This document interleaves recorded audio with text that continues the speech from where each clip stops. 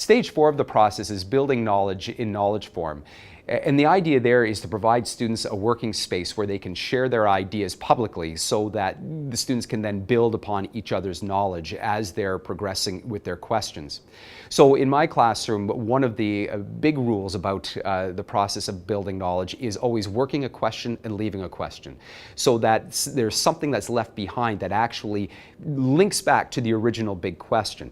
So you'll start seeing a whole bunch of build-ons with the kids when they actually start building their knowledge, leaving a question, building some more knowledge, and researching and building a question. And that's when you start seeing the deepening of the knowledge that the students are actually producing. I post something, Sam would post something on that, then Lucas would join in, Steven and Gabe and Maddie and Caitlin. Everybody's just trying to get involved with everything.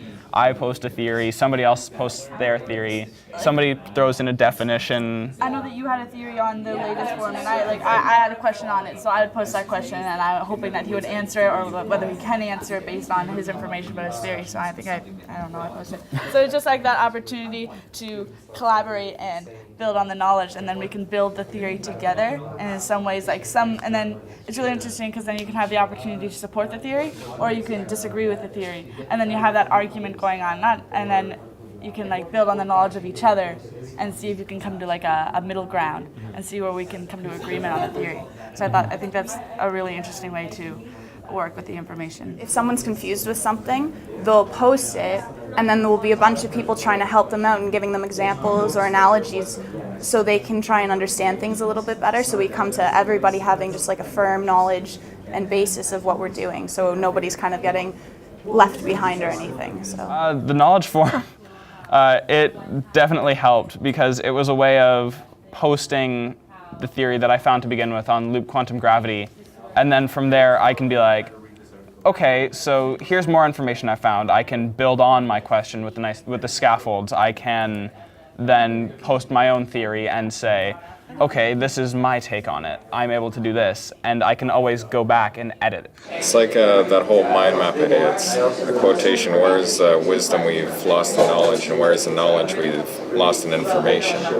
It's taking all the textbooks and the informations and boxes and lines upon lines of information and dividing it into what's important, spreading it into a mind map, and then making it easy for other people to look at, find the important bits, and build off of the information we need to know rather than just random information. The way that we share ideas is definitely really helpful, and I think it's a really good way to organize everything. Kind of gets everyone's opinion and everyone builds on everything else, and it kind of acts as a type of mind map or I forget what it's called. Do you know what I'm talking about? Flowchart, yeah. So it's just a really good way of organizing ideas, and I definitely think about it sometimes on how, if we're doing a project, it would be a good idea to have a flowchart to organize our base ideas so we can expand and create something with it. So I think it's a really good platform. A lot of the point of the knowledge forum, though, is to make sure that you are digging deeper all the time. You're drawing the group in to build on what you're doing. Because you don't want to just be building on your own stuff and just kind of improving your own knowledge. You want to be working as a group to improve everybody's knowledge. So you want everybody to feel a group. You want everybody to feel a whole.